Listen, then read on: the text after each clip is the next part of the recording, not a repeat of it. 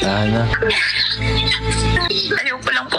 Siguro, iniisip ko ng iba na na umayo ako kasi nakuha ko na yung bakit sinasabi nila na kinaya nila ako sa tulad ng nung dati mong kalaptip. Pero hindi yun yung dahilan. Diba alam mo yan? Alam mo yan. Sana. Hindi ko alam kung bulong ba itong matatawag, pero hindi ko talaga kasi in-expect kasi off-cam is palagi ko po nakikita si Edo at Viancy na magkasama.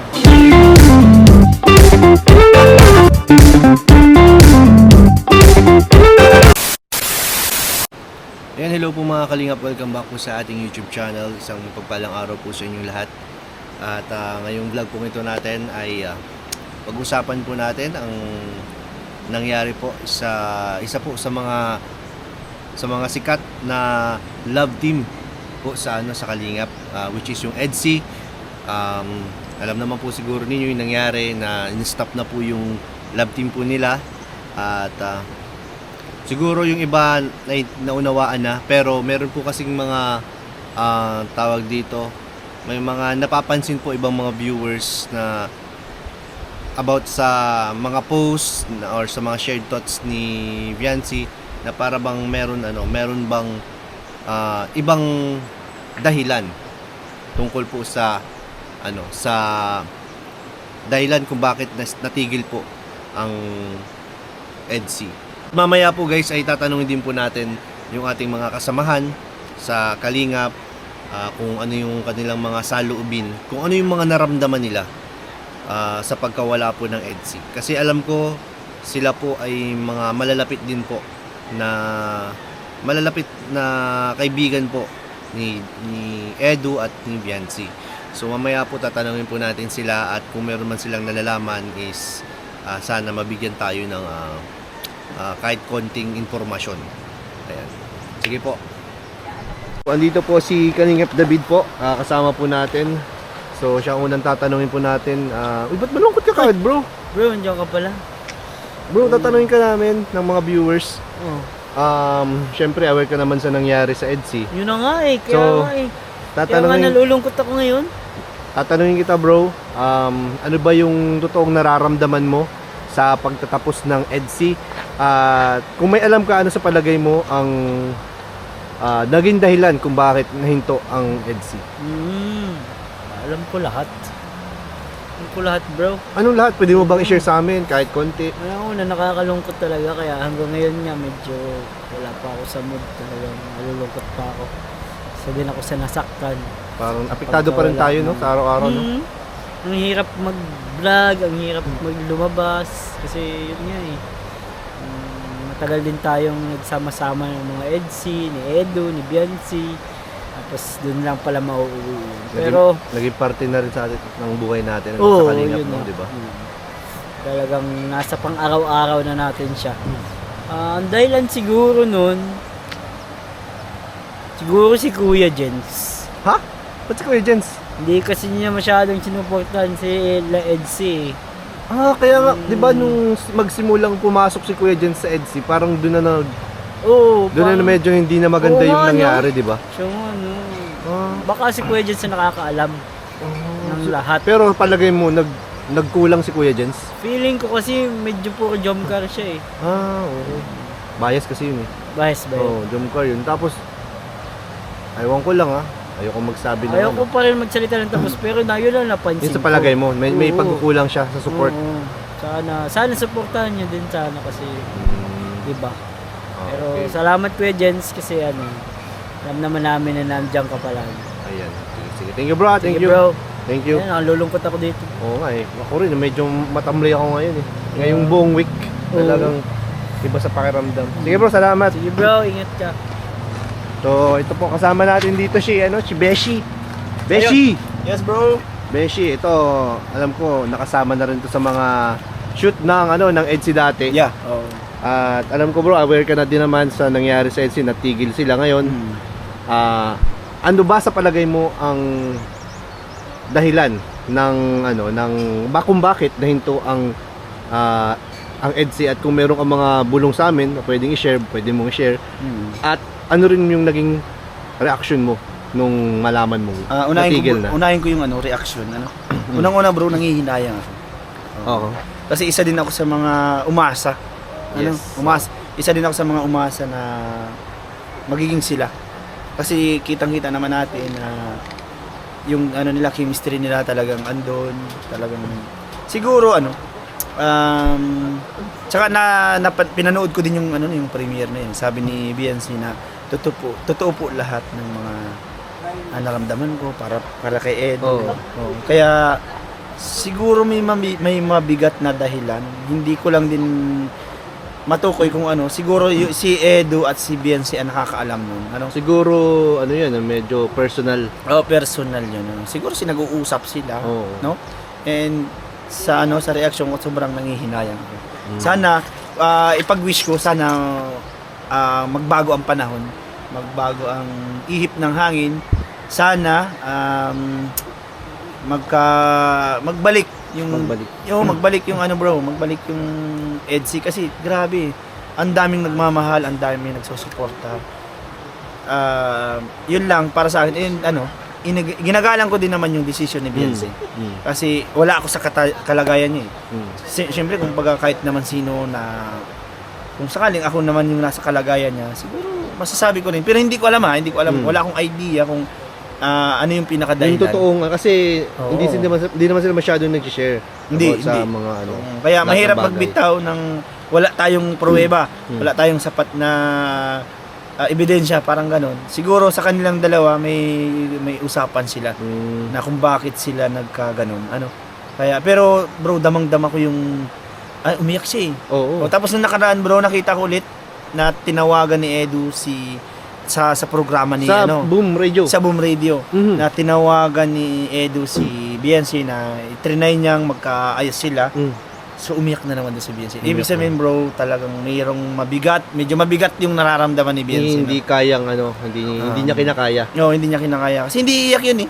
Oo. Kung talagang yung feelings niya ay joke-joke lang. Oo. Diba?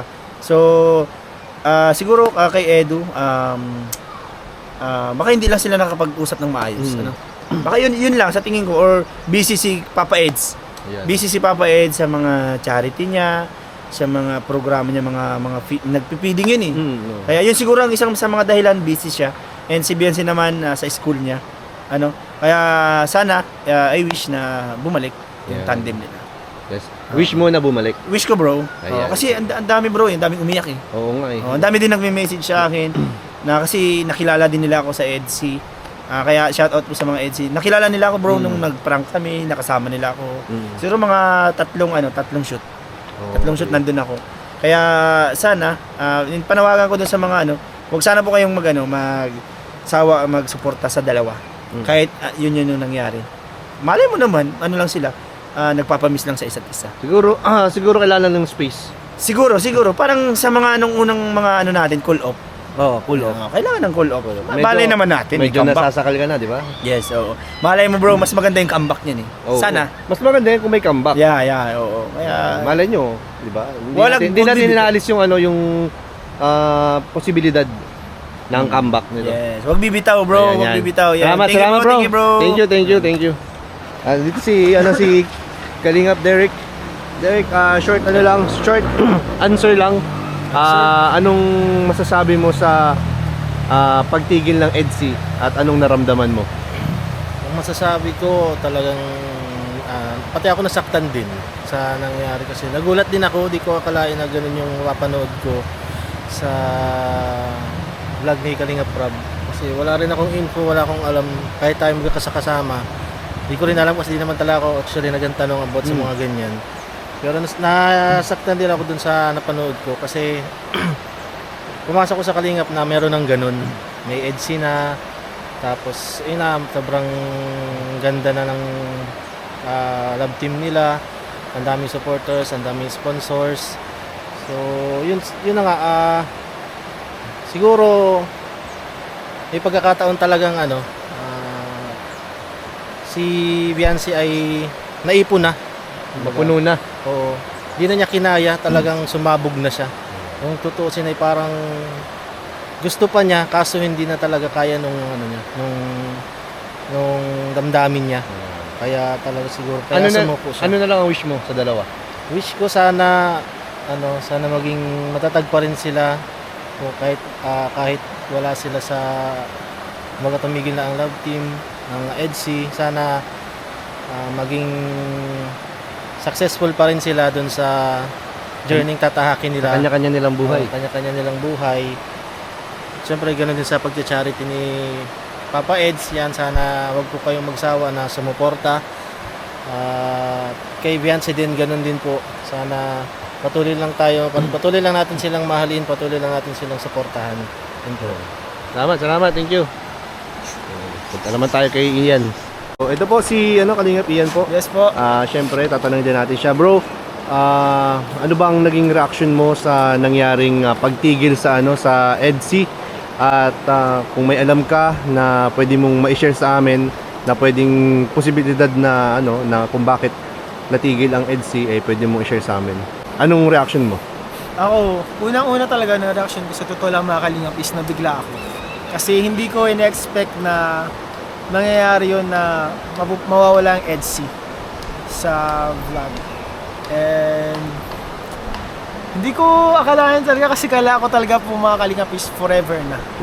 Ako rin, kahit ako, hindi ko na-expect na kung paano magtatapos. Yes. Di ba? Kasi sa totoo lang mga kalingap, ito hindi ko alam kung bulong ba itong matatawag, pero hindi ko talaga kasi in-expect kasi off-cam is palagi ko po nakikita si Edo at Viancy na magkasama. Off-cam po yan, walang vlog, walang camera, walang kahit ano pa. Off-cam, nakikita ko sila na magkasama, masaya sa iba't ibang lugar.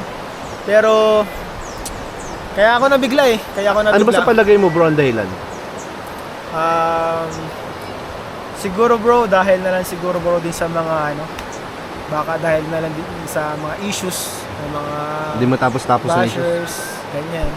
Kasi sa totoo lang po mga kalingap, siguro hindi magegets or maintindihan ng iba ng mga nanonood. Pero sa amin po, sa side namin, yung mga bash comments and mga bashing po, talagang malaki po ang epekto niyan sa mga vloggers, content creators. Pero bro, may itong mga nakarami, nakita ko mga shared thoughts ni Beyonce. Ano bro? Nakita mo rin ba yon?